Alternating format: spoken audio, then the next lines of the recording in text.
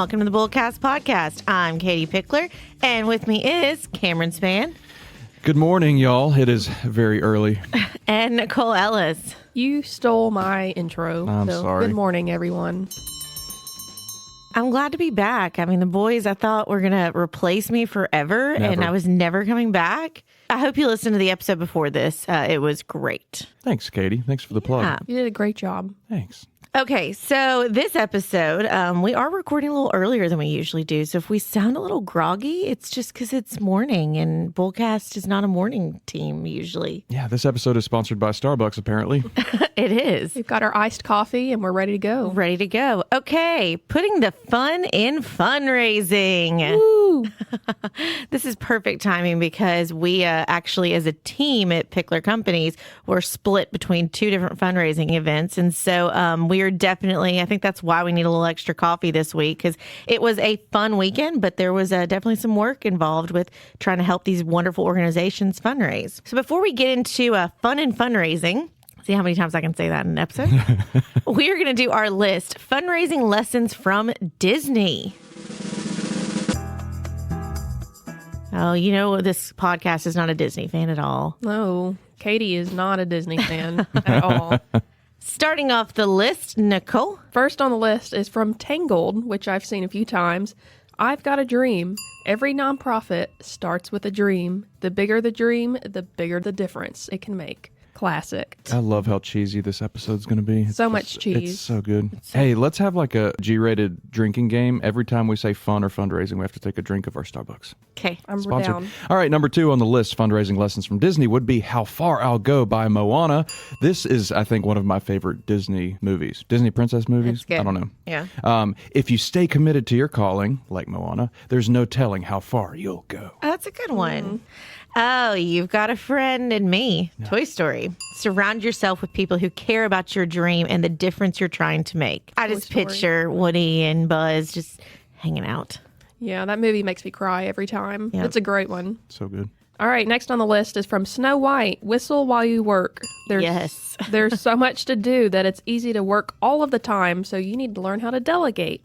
Be sure to find the parts of your work that you really enjoy and stay in that zone as much as you can. And whistle while you work. It's a good one. I just think of the hip-hop riff of that song. Is it Yin Yang Twins? Whistle while you work. Yes. Next on the list is Be Our Guest from Beauty and the Beast. People are critical to the success. Pay attention to the little details, like how you answer the phone and the message on your voicemail. Do you want to give us a little... Thank you for calling Pickler Companies, where our family delivers solutions for your family. So good. I mean, I even as a kid had to do Pickler Residence. This is Katie. Uh-huh. People pay attention You to were the little just details. meant for this. This is actually a good little list. It's cheesy, but it is. Isn't it it's good? pretty good. Thank you. How about Hakuna Matata? What a wonderful phrase. This is obviously from The Lion King. Focus on getting in front of the right people at the right time with the right message, and you'll be fine. It's our problem-free philosophy. Hakuna Matata. Speaking of, did you see the Mufasa trailer? Came Saw out it. Yep. yesterday? Nope. I'm not excited. I did not like the live-action Lion King. I was bored to tears. Well, it's technically not live action because they're not. I mean, but it real looks like animals. a National Geographic. Yeah. It looks cool. It just wasn't very good. Hey, Hakuna Matata. That's true. All right, finishing off the list is my favorite song, That's a a good Disney one. song from Hercules, Go the Distance. Things will be hard sometimes, and when they are, remember your why. Ooh. Stick with it and go the distance. I like it. That sounds like a book that I know. was recently published here. I've heard about the why. Have you? I have heard about I the know my why. Me too. Okay, so we now are going to be empowered to put fun in fundraising Drink? because we've got Tangled, Moana, Toy Story, Snow White, Beauty and the Beast, The Lion King, and Hercules all in our back pocket to help us get through this fundraising. That's a great visual of them just like hanging out. Like I can just imagine like Cam's working on this invent and all of a sudden like Hercules just leans up to him and is like, dude, you got this. Just go the distance. You got it. I was going to say at our next events, you know, whether you're soloing it or we're all working together, it's just Disney songs are going to be on repeat. Yeah. That would probably help calm you down. Yeah, I think so. You got to have your own little zen.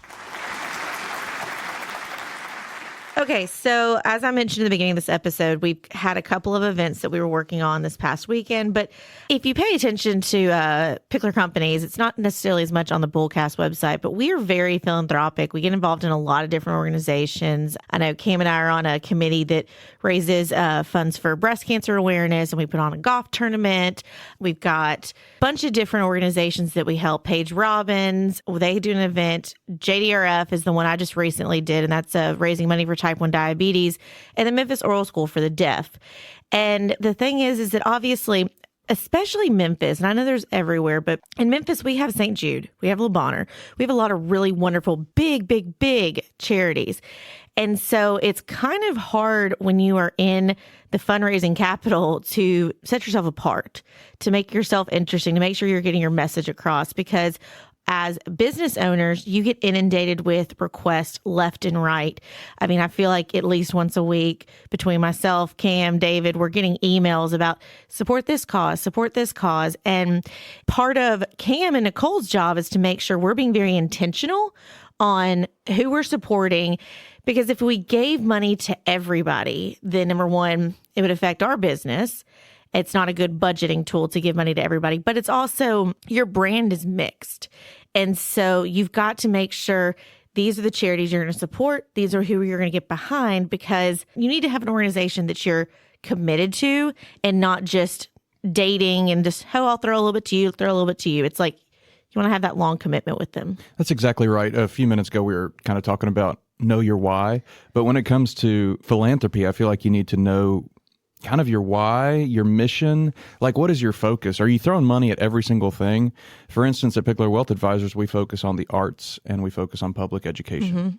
And I'm not saying you have to focus on those two things, and I'm not saying that those are the only two things that we give money to, but that is kind of our focus, and it helps us narrow down when we get all of these requests. Hey, let's actually support this cause, or this doesn't really fit our mission. And I mean, I know recently Nicole and I've gotten involved with the Orpheum Mission Circle, which is a new group. And so obviously that's going to help with the arts and help with education as well. Yeah, I really enjoyed it because as a younger adult, I've never been really introduced to giving back and what I can do for the community. So this is the first organization I've kind of been a part of, and I get to see what I'm doing and how it makes a difference at the Orpheum. And I just think that's really cool because so many people are focused on the big bucks. It's like, no, you got to start from the beginning. And I don't know. We'll see how this organization grows, and I'm excited about it. That's super cool. I mean, that is something that we talked about before, your behavior with money, but it's also your behavior with nonprofits and giving, because a lot of kids are maybe at a young age taught to save, spend, and give.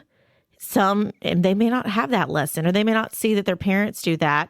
And so you have to then determine if it's in your DNA to do that or not. And it's fine one way or the other, but I have vivid memories. Obviously, if you know my parents, then nonprofit work was always in my background. And so I remember doing lemonade stands for St. Jude and doing Locks of Love. And every time I turned around, I was trying to do something to give back, and didn't realize those little things I did as a kid now shaped into what I do now, which obviously before I became an advisor, then I was doing nonprofit work. But now as an advisor, I'm able to talk to different individuals about charities they can get involved in, leaving the required distributions to these charities, things like that. So there's a lot of crossover with nonprofits. And I found from my years working at JDRF, and I've seen it firsthand with Memphis Oral School for the Deaf, a lot of people will not know about a cause or will not care about a cause until it personally impacts them. Mm-hmm. And that's not a bad thing, but it's definitely one of those, your donors have to understand the mission, and it's very rare to find somebody who supports an organization and they have no connection at all. Yeah, that's exactly right. And that's why it's important as a board of a nonprofit who does fundraisers for you to really be thoughtful about your strategic plan and make your mission very accessible and very noticeable. Because if the people out there in the world don't know what you do, they're not going to care about your cause, your fundraiser. Yeah. I mean, I was helping with the JDRF event this past weekend, and I kind of did some math, and it made me feel really old and crazy that I've been involved for so long. But I started with JDRF 12 years ago. Now, I was an employee for 6 or 7 of those years. And then I kind of took a step back when I moved over to financial world just to focus on my education and getting myself ramped up for this career. And then I'm back involved. So I still stayed involved the entire time I was out, but it's interesting because when I first started with JDRF, everybody's question was, what's your connection? What's your connection? And I realized last weekend, I kept looking at everybody, what's your connection? What's your connection? And I used to feel so weird when I would always respond and be like, well, I don't have a connection, but I love the cause. And now I'm like, my best friend's a type 1. My, adopted little sister's a type 1. My bridesmaids were type 1s. Like, I have the connections. So it doesn't have to be your child, your parent. It can be whoever has been connected to you. And you can get a connection just by going and stepping in there and volunteering and helping with an event. Katie, the first time I met you was at JDRF. Yeah. My first week of work at Pickler. On behalf of David, you had a big kickoff meeting at the top of Clark Tower, I think it was. Yeah, I think it was a walk kickoff. It was. Trying to get everybody ramped up to sign up for a team. And you're like, what does David usually sign up for? Yeah, no, it's just like, y'all Nobody passed out these told me. cards. It's like, put them out. And I'm like, oh boy, I'm going to get fired. And I left it blank. I was like, you just get with David, okay? So obviously, let's talk about, we're talking about fun and fundraising and the different events that we can put together. And you have to be creative. Like, you've got the mail outs, you've got the social media posts, but we like a little razzle dazzle around here. So let's. Okay, Chicago. With Velma Kelly. Hey, that'd be fun. So there's different kinds of events. Obviously, galas. Galas. It's pronounced different ways. Remember that different Friends places. episode? Have y'all seen that Friends I don't- episode Yes. where they all pronounce it differently? But I have heard that, Katie, you pronounce it differently than Cameron. Is that right? I picked up gala from them. Okay. I say gala. I always thought it was gala, but when I started working here, I picked up gala. I will do whatever is correct. Just meet us in the middle and say gala. Okay. I love galas. And they can be black tie, they can be casino, masquerade. I know the Memphis Oral School for the Deaf event that my mom and I helped start. We started doing Speak Easy. So it is a oral school for the deaf. These children have cochlear implants and they learn to talk. It is not a sign language school. It is an amazing, incredible school. And I get emotional every time I go to that school because those kids are the cutest little thing. It's a preschool. And you would think, a deaf school, it's going to be quiet. It is not quiet at all. And I think it's interesting because I have seen over the years us take different employees and watching their faces when they see these little kids, and it almost clicks in their brain like, they're a normal little kid. You got to work with them a little bit and make sure they hear you. And they're good to go. And they will go into normal schools and you never will know there was ever anything wrong with them. Right. That's one of those organizations where you don't necessarily need to know someone who's deaf to be impacted. Yeah. And just like you said, my first experience with them was their graduation. I went and helped set up their projector my first year here at Pickler. And I didn't know what I was getting into. I set it up. I sat down to watch the graduation. And I was just like, kind of had tears rolling down my face. I'm like, oh my word, this is really powerful. So I suggest you guys research Memphis Oral School for the Deaf. Yeah. So obviously that one has done, I think a lot of charities do like golf tournaments, things like that, but they have created a speakeasy event. And so it's a 1920s and it's kind of a play on Speak Easy Deaf School. I never literally just put that together. put that together What? in my life. Yeah, that's what Mom I thought and it was simply just a cool theme. No, Mom. Speak Easy. So we did this was Mom's brainchild, and she and I helped get it started. And yeah, You could literally see the light bulb go off That- in both of our eyes. that theme what? is the best kept secret ever. yeah. I don't know if it's a secret. I think we just. No, No, I don't think a lot. I think. Oh, okay. I think when it was first started, because we would do it at Lexus in Memphis, and I think it was played up a lot more because a lot of the taglines and stuff were about speaking, and so every child can say "I love you" and things like that. And so It was a I little more think drawn it was out. a little Okay, more yeah, drawn out. So yeah. now I think people just think, "Oh, it's a 1920s," but yeah, no, it's because that's super cool. of Speak Easy. Oh, look at that. And, the JDRF Gala, if I'm involved, then they do a different theme every year. This past weekend, we did a Kentucky Derby theme. Throughout my time, we did a Cirque du Cure, looking for a cure in Wonderland I with remember a that 1 one. instead of a WON. It was cool. That was at the Hilton, and Yeah. going down the escalator, it's like you're Going down the entering rabbit hole. into the rabbit hole. It was amazing. That's cool. I tried to really immerse everybody in the themes and then tie it with the kids. So I would have the kids dressed up in costumes. I'd have their pictures everywhere. And I think this goes back to as a kid, I got so sick of going to political galas, nonprofit galas, things like that, where it was just a black tablecloth, a little thing of flowers on the table, rubber chicken, and it's just they're preaching to you about their mission and why you should give to them. Now, you shouldn't spend a ton of money on an event, because then what a donor is going to see is that so much money was flooded into this event. Why do they need my money? They're not being good stewards of my money. But if you would look at the events that we would do, that we do at Speakeasy, we're very consistent of reusing and repurposing things, having the kids help make things. Like at this gala, we actually made Kentucky Derby hats and used diabetic supplies in it. And then we're able to auction some of them off to have more funds go back to the organization. But I think there's a way of having a nice event, thanking your donors for being in the room, but also not having caviar and champagne and, having the most expensive band ever. It's finding that middle ground with that. Mm-hmm. And you've got charity walks and runs. I mean, I think everybody has a walk now, and that's a good way to get the entire family involved. The golf tournaments, I always will volunteer to drive the beer cart. That's my favorite thing. Yeah, Shocker. everybody has a golf tournament, just like a walk. do. It's funny. And I'm not a golfer, so I don't really get involved with those, but I know it's for a good cause. Yeah, and my neighborhood has a golf course in it, so I see so many organizations, especially in the summer, coming out. I'm like, oh, well, who's here today? Yeah. Pretty interesting. And again, it's hard to pick, because it's like, okay, there could be somebody who's an avid golfer, and do they just pick that, hey, I love to golf, so this is going to be my dual thing. I'll, do a couple of charity golf tournaments, and then I'm helping them. Festivals and fairs, murder mystery dinners, auctions, benefit concerts, speaking series, workshops. There's so many different events that you can do for fundraising. And it's getting a partner. Like, I know that we've hosted some events and it's been proceeds benefit this organization. And so that's kind of getting creative, figuring out what the need is and what is going to be the best thing.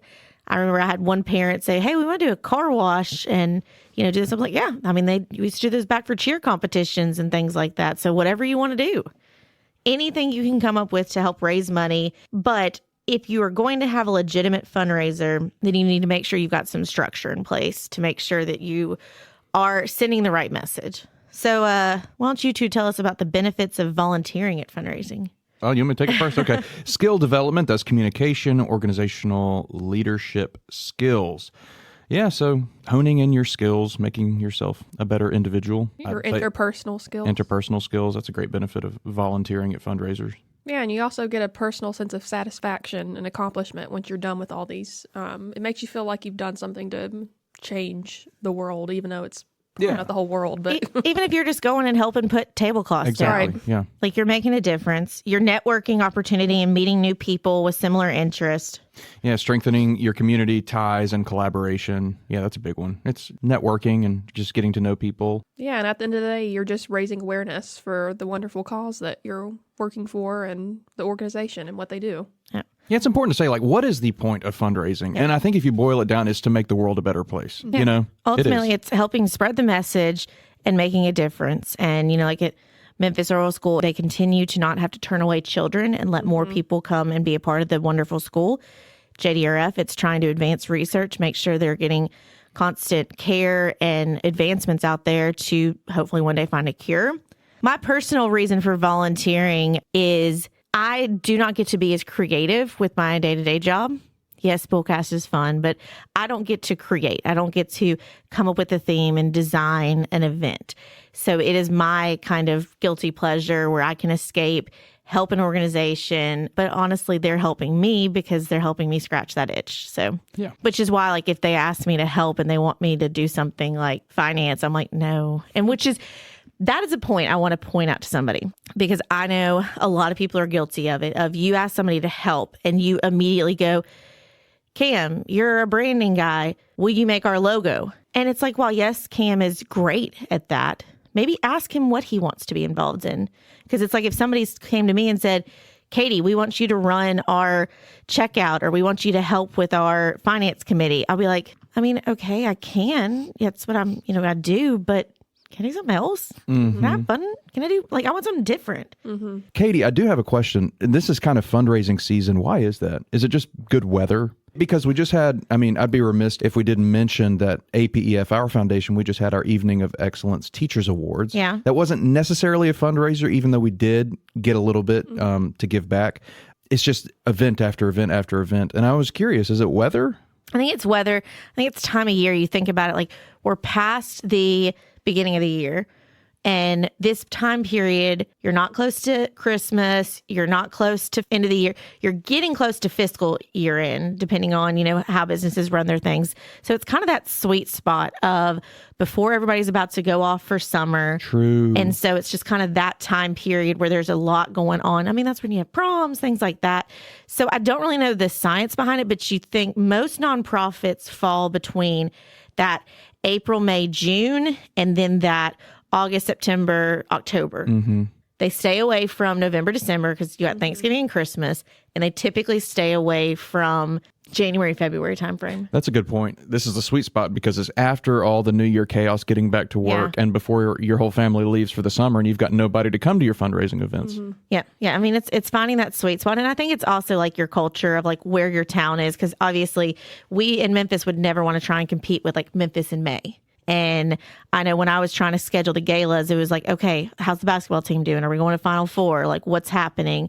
And you're never going to find the right moment. Like I saw last weekend, there was probably 10 different events around the city. So a lot of people had to make choices. And you also had proms. Mm-hmm. So we had a family there that their oldest, they got her sent off to prom and then was a little bit late to the gala. And you're never going to be able to be a part of every organization and charity out there. And so it's finding those that you are passionate about and being a part of it. I know my husband's gotten really involved with the Madonna Learning Center because their work sponsored them this year and raised funds, and he just found out about this wonderful place. I had the opportunity to speak at the National Junior Auxiliary Convention this past weekend prior to volunteering for the big event, and was wonderful to meet all those wonderful ladies that are making a huge difference for children in the area. There's so many different causes out there, and obviously everyone has a day job and you can't be a part of all of them, but there are some great opportunities to help selfishly feed your soul and feed your skills, because you will get to be a part of a bunch of different individuals and get in front of them. And a great opportunity, especially for young professionals, is Katie and I are involved in Rotary. Yeah. That's a good option because they support all different kinds of causes, and they have all types of fundraisers. So it's kind of like a menu you can select from if you become a member. Mm-hmm. Absolutely. As a young professional, Join Rotary. Well, okay. Sold. How do you get involved with these things? Like, do you just sign up for them, or is it word of mouth, or is it networking? Like, how do you originally get involed with that? I'll go first. ahead. In my experience, it's networking and word of mouth. Yeah. I'm kind of told about them or invited in. I didn't actively pursue, I want to be part of this. How do I join the board? What about you, Katie? I mean, yeah, same with me is I've found out about it or heard about it. And then, I pushed Daniel and said, hey, do you want to go to the Madonna Gala? Do you want to be a part of these things? Because I saw how passionate he was. And he's not driven that way. He wants to support, tell people about it, but he doesn't necessarily want to go and volunteer and make sure we attend all the events. I'm more driven that way of if I'm in, I'm in. I'm going full force with it. Mm-hmm. But I think like most people, it's researching local organizations and charities. I think a lot of people, when they're younger in high school, then like there's organizations like Key Club and National Honor Society that you have to have volunteer hours. And so that's another way that a lot of people get exposed to it. But I think it's kind of your network. It's your circle, which is why it's important for charities to get in front of individuals and tell them what are the options that they can be a part of. Yeah, this is not on the outline, but I think it's important to say, get involved, but don't get overloaded. Mm-hmm. And I say that because in the past 30 days, I've had to turn down 2 invitations to join boards because I'm overloaded. Yeah. You'd be so proud of me. I literally said no. Yay! Like in a very nice way. I'm like, check in with me in a year, maybe 2 years, but there is no way, because it is not my style to get involved just as a resume booster, or, I don't want to get involved if I can't give my all. And there is no way at this stage of life I can give my all to any more boards. Yeah. And that's where on the financial side of it, I've had to talk to people when we talked about budgeting, things like that. And I always ask them, like, do you like giving to charity? Is it church, organizations, things like that? And sometimes I have to tell people, like, look, I know you want to give back, but in your budget right now, you can't give to the church every month, or you can't give to this organization every month, but you can give your time. And I can promise you, being on the other side of it, being in a nonprofit, working with those philanthropic groups, sometimes your time is more valuable than actually your dollars.